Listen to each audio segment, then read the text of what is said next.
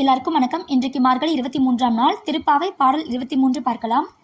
மாறி முளை முழஞ்சில் மண்ணி கிடந்துறங்கும் சீரிய சிங்கம் அறிவுற்று தீவிழித்து வேரி மயிர் பொங்க எப்பாடும் பேந்துதறி மூறி நிமிர்ந்து முழங்கி புறப்பட்டு போதர்மா போலே நீ பூவை பூவண்ணா உன் கோயில் நின்ற இங்கனே போந்தருளி கோப்புடைய சீரிய சிங்காசனத்து இருந்த யாம் வந்த காரியம் ஆராய்ந்து அருளேலோரெம்பாவாய்.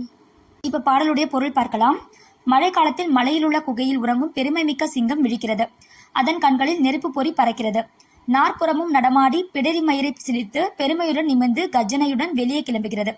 அதுபோல காயாம்பு நிறத்தை உடைய கண்ணனே, நீயும் வீரநடை போட்டு உன் கோயிலில் இருந்து வெளியேறி இங்கே வந்து அருள் செய்.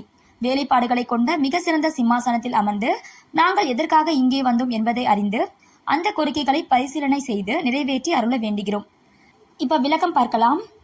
எதிரே இருப்பவன் கடவுள் என்பதற்காக வீட்டை கொடு, பொருளை கொடு, நகையை கொடு, வாகனத்தை கொடு என நம் கோரிக்கைகளை ஆண்டவன் முன்னால் வைக்கக்கூடாது. அவை நமக்கு அமைய வேண்டும் என்ற விதி இருந்தால் நம் உழைப்பை பொறுத்து அவை இறைவனால் நமக்கு தரப்பட்டுவிடும். எனவே நியாயமான கோரிக்கைகளையே இறைவனிடம் சொல்ல வேண்டும். இதைத்தான் ஆலயக்குல பெண்கள் நாங்கள் கேட்பது நியாயம் என தெரிந்தால் மட்டும் அதை கொடு என கேட்கிறார்கள். அவர்கள் கேட்டது என்ன? அந்த கண்ணனையே கேட்டார்கள். அவனோடு கலந்துவிட்டால் சோறு எதற்கு, வாகனம் எதற்கு, இதர வசதிகள் எதற்கு? அதற்கெல்லாம் மேலான பேரின்பம் அல்லவா கிடைக்கும். அதனால் அவனையே கேட்டார்கள் ஆயர்குல பெண்கள். இந்த பதிவு உங்க பயனுள்ள பதிவா இருக்கும் நம்புறேன். இந்த பதிவு உங்களுக்கு பிடிச்சிருந்தா லைக் பண்ணுங்க, ஷேர் பண்ணுங்க, சப்ஸ்கிரைப் பண்ணுங்க. நன்றி, வணக்கம்.